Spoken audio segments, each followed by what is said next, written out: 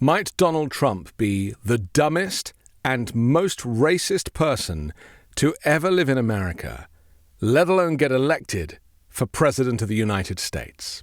She was always of Indian heritage, and she was only promoting Indian heritage. I didn't know she was black until a number of years ago when she happened to turn black, and now she wants to be known as black. He claims to have known Kamala Harris in a previous life and says that back then she was Indian and now that she's black. It's incredible that a man can say these things and not realize how offensive he is. Or maybe he does. Maybe he's now so much on the ropes that he is just appealing to the racist base of the MAGA Republicans and nobody else in the country. Kamala Harris was sworn in as vice president, the first woman, the first black American, and the first South Asian American to be elected into this position. You would have thought that the disgraced former president might want to consider that is an achievement that needs to be remembered. You have used words like animal and rabbit to describe black district attorneys. You've attacked black journalists, calling them a loser, saying the questions that they ask are, quote, stupid and racist. You've had dinner with a white supremacist at your Mar-a-Lago resort.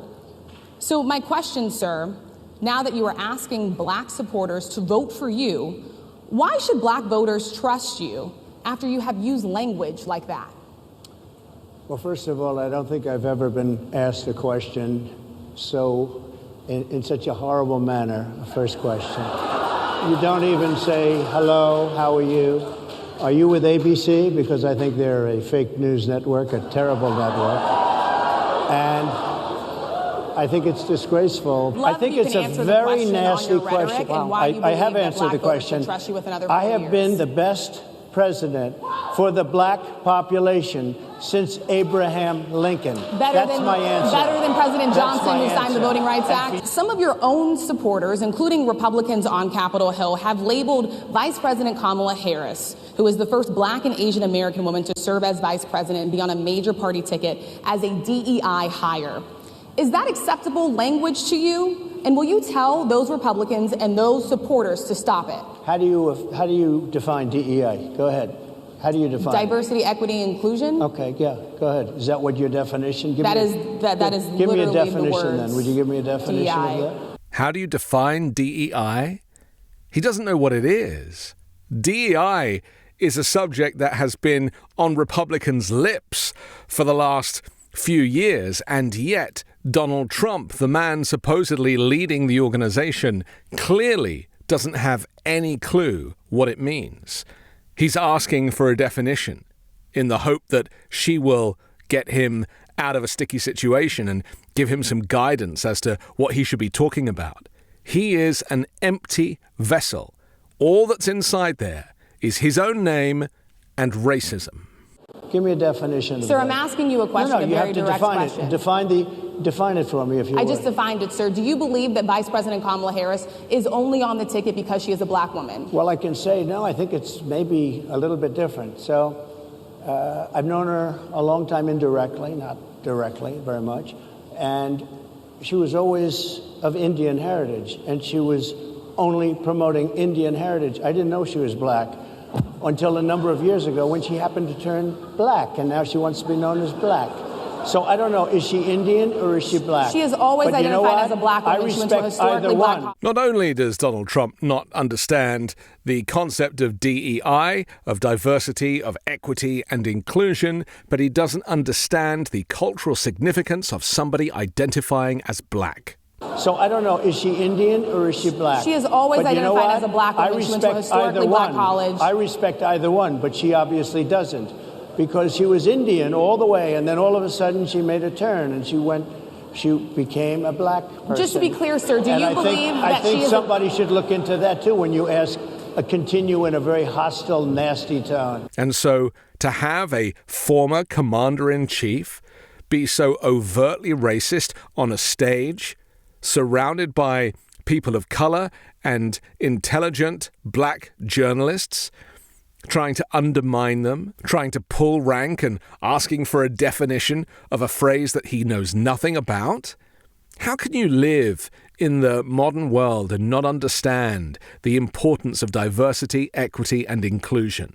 Something that every major organization, corporate company, and business is considering or has already implemented to make America fairer.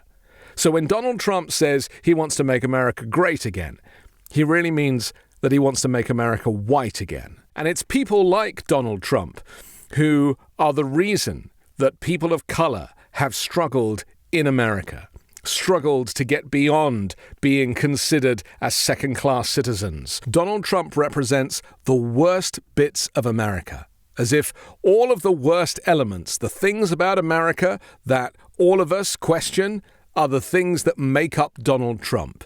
He is like a voodoo doll of racism, and somebody who doesn't seem to show any signs of wanting to change or evolve or to become more open to the changing demographic in the United States. It's not just white people controlling everything and black people are either employed or working under the direction of white people. When Time magazine asked you if you would consider pardoning all the rioters, you said, yes, absolutely. Sure. You called them patriots. 140 police officers were assaulted that day. Their injuries included broken bones, at least one officer lost an eye, one had 2 cracked ribs, 2 smashed spinal discs, another had a stroke. Were the people who assaulted those 140 officers, including those I just mentioned, patriots who deserve pardons?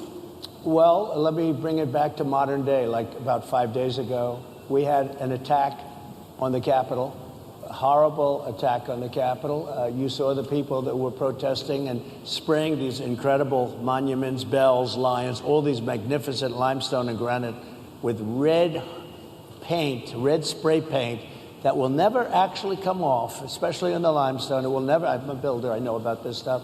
It'll never, you'll see it in 100 years from now. They viciously attacked our government. They fought with police. They fought with them much more openly than I saw on January 6th. What's going to happen to those people? What's going to happen to the people in Portland that destroyed that city? But sir, my question is on those. What's going to happen to the people that tried to My question is on those bring rioters who assaulted officers. You have to would you pardon what's those going to people? happen? Oh, absolutely, I would. You would pardon those? If they're innocent, I would pardon them. They've been convicted. And by the way, the Supreme Court just well, they were convicted by a very tough system. Donald Trump is so aggrieved that he didn't win the election that he cannot see how the United States and the rest of the world has evolved. These ancient, antiquated, racist tropes that Donald Trump thinks are funny are simply dog whistles, identifying him as the bigot, identifying him as the racist, identifying him for who he really is. And whilst he can pretend over the years, as he has done, oh, there's my African-American friend over there, making these kind of token references, thinking it will excuse his lifelong systemic racism, then he is deeply misguided. America has changed. We see people's color. We recognize the plight of people who are not white. We recognize the importance of acknowledging people's race, people's culture, and people's heritage.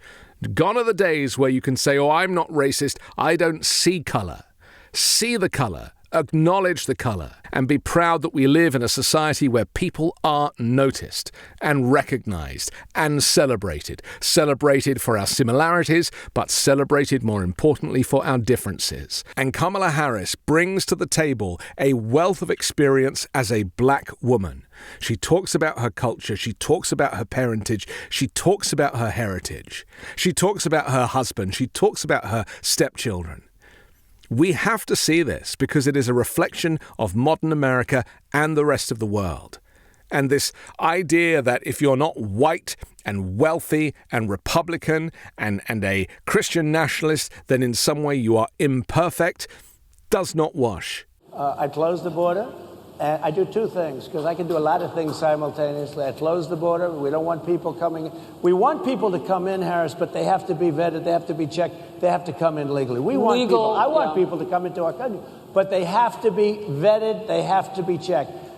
And I also have to stop the invasion. And remember, they're taking your jobs. These people coming in, are taking your job. Project 2025. I think we have to leave it there. And his performance and behavior on stage. This interview that was supposedly supposed to, I don't know, make a connection with a black community? Who only knows? He was hostile, he was rude, he was offensive. He threw personal attacks and insults at black journalists the same way that he did throughout his presidency. He attempts to divide us further. He is somebody of a bygone age. Oh, look at my African-American over here. Look at him. I'm Anthony Davis. You can catch me on the 5 Minute News YouTube channel and podcast, on Wednesdays co-hosting Uncovered, and on Sunday on The Weekend Show with Midas Touch.